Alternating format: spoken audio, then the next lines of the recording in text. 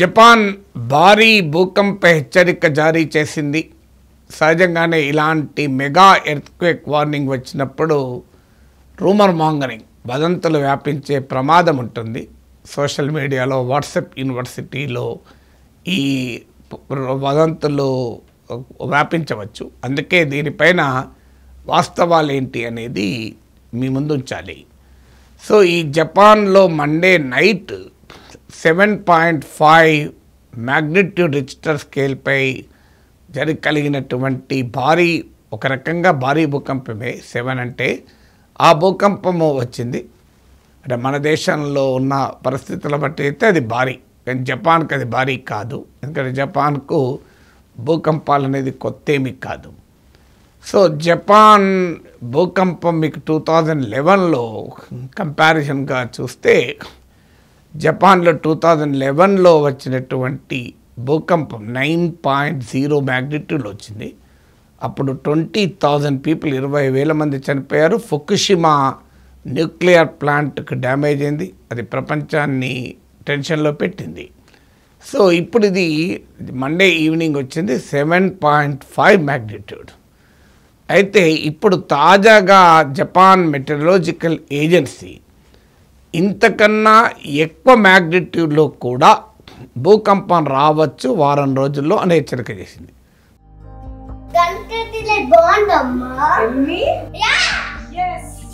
Country delight buffalo milk ని మా family వాళ్ళకి ఎప్పటి నుండో వాడుతున్నాను. ఈ పాల ఫస్ట్ యూజ్ నుండి నాకు దీనిపైన చాలా నమ్మకం వచ్చింది. Choose country delight and live better. Within a week there can be a similar or even higher magnitude earthquake possibility ఉంది అని.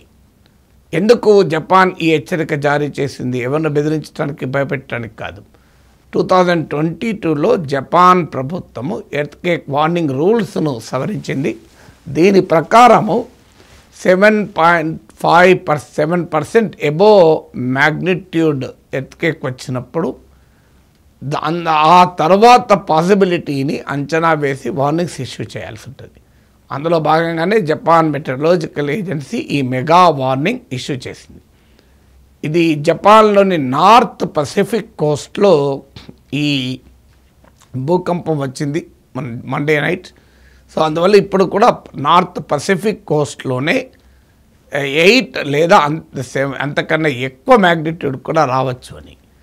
సాధారణంగా దీని ఇంపాక్ట్ ఎక్కడి దాకా ఉండొచ్చు? ఎర్త్క్వేక్ వచ్చినప్పుడు సునామీ ఆ స్థాయిలో మ్యాగ్నిట్యూడ్లో ఎర్త్క్వేక్ వస్తే సముద్ర లోతుల్లో అని, దాంతో సునామీ వస్తుంది. మీకు 2011లో కూడా వచ్చింది tsunami. So Fukushima nuclear plant కూడా ఎఫెక్ట్ అయింది సునామీ వల్ల. సో ఈ హెచ్చరిక వల్ల భారతదేశం ఆందోళన చెందాలా అనే క్వశ్చన్ వస్తుంది. ఎందుకంటే మనకు కూడా 2004లో మీకు సునామీ ఎదుర్కొన్నాం మనం. సో అప్పుడు కూడా ఐ థింక్ అరౌండ్ 9.9% మ్యాగ్నిట్యూడ్ భూకంపం మీకు సుమత్రా దీవుల్లో వచ్చింది. సో ఇప్పుడు ఇండియాకు ఈ స్కోప్ ఉందా అని. సో ఎర్త్క్వేక్ శాస్త్రం, సైన్సిస్ట్లో, ఫిజికల్ రీసెర్చ్ వాళ్ళు చెప్పేది ఏంటంటే, ఇండియాకు సాధారణంగా అరేబియన్ సీలో కనుక సునామీ వస్తే లేదా సుమత్రా ప్రాంతంలో వస్తే ఆ ఏరియాలో మీకు అక్కడి నుంచి మనకు సునామీ వచ్చే ప్రమాదం ఉంటుంది. నార్త్ పసిఫిక్ ఓషన్లో వచ్చే సునామీ వల్ల ఇండియాకు ఎఫెక్ట్ కాకపోవచ్చు అని, కాదనే చెప్తున్నారు, కాకపోవచ్చు కూడా కాదు. అఫ్కోర్స్ ఇండియాకు కూడా ఎర్త్క్వేక్ వల్నరబిలిటీ ఉన్న దేశమే. ఎందుకంటే హిమాలయన్ ప్రాంతంలో మన నేపాల్ ఎర్త్క్వేక్ చూసాం, అడపాదడప భూకంపాలు చూస్తుంటాం.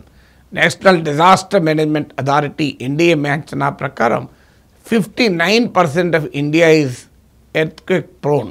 అంటే భూకంపాలకు అవకాశం ఉన్న ప్రాంతం మన దేశంలో 59%.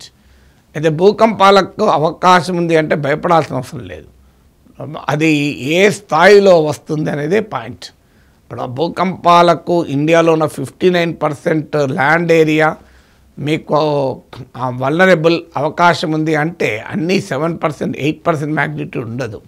సో మనకు కూడా భూకంపాలు వచ్చిన సందర్భం లాతూర్ ఎర్త్క్వేక్ చూసాం, మీకు అలాగే గుజరాత్లో చూసినాం ఎర్త్క్వేక్ చూసాం మనం. సో ఆ ఎర్త్క్వేక్స్ మనకు కూడా కొత్తవి కాదు. కానీ ఈ ఎర్త్క్వేక్ ఏ మ్యాగ్నిట్యూడ్లో వచ్చింది అన్నది పాయింట్. అందువల్ల ఎర్త్క్వేక్ సునామీ వార్నింగ్ ఇస్తుంటాం. అప్పుడు మన దగ్గర కూడా సునామీ వార్నింగ్ సిస్టమ్ కూడా ఏర్పాటు చేసుకున్నాం. సో అలాగే మీకు ఎర్త్క్వేక్లో మనం ప్రివెంట్ చేయలేము, దాన్ని ప్రాబ్లం ఎలా మిటిగేట్ చేసుకోవాలన్నదే ఛాలెంజ్. అయితే ఇక్కడ మనకు అర్థం కావాల్సింది ఇప్పుడు జపాన్ ఇచ్చినటువంటి వార్నింగ్ కూడా ఎంత సీరియస్నెస్ అనేది మరో ఇక్కడ ముఖ్యం. జపాన్ మెటరాలజికల్ ఏజెన్సీ చెప్పింది అంటే ఈ వార్నింగ్ యూజువల్ కన్నా ఎక్కువ, సాధారణ హెచ్చరికలతో పోలిస్తే కాస్త సీరియస్ హెచ్చరికే. కానీ అబ్సల్యూట్ ప్రాబబిలిటీ ఎంత అంటే వచ్చే అవకాశం ఎంత అంటే 1% అనే చెప్తున్నారు. సో జపాన్లోనే వచ్చే అవకాశం 1%. ఇక జపాన్లో వస్తే నార్త్ పసిఫిక్ ఓషన్లో వస్తే ఇది ఎక్కడి దాకా ఇంపాక్ట్ ఉండొచ్చు అంటే ఈవెన్ ఫార్ ఈస్ట్ రష్యా వరకు కూడా ఉండవచ్చు, అలాస్కా వరకు కూడా. కానీ ఇండియాకు అంత ప్రభావం ఉండదు, ఎందుకంటే ఈ జాగ్రఫీ రీత్యా చూస్తే మనకు ఇండియాలో వచ్చేది ఇండియన్ ఓషన్లో, అరేబియన్ సీలో వచ్చేటువంటి సునామీలు మనకి ఎక్కువ ప్రభావాన్ని చూపుతాయి. కానీ మీకు నార్త్ పసిఫిక్ ఓషన్లో వచ్చేటువంటి సునామీ ఆ రకంగా భారతదేశం పైన ప్రభావం చూపదు అని. ఎందుకంటే ఈ డిజాస్టర్స్ వచ్చినప్పుడు సరైన సమాచారం ఉండడం ఇంపార్టెంట్. అదే సమయంలో డిజాస్టర్స్ లాంటి విపత్తులు వచ్చినప్పుడు ఈ ఫేక్ న్యూస్ కూడా బాగా సర్క్యులేట్ అవుతుంది. అందువల్ల let us believe in what scientist are telling.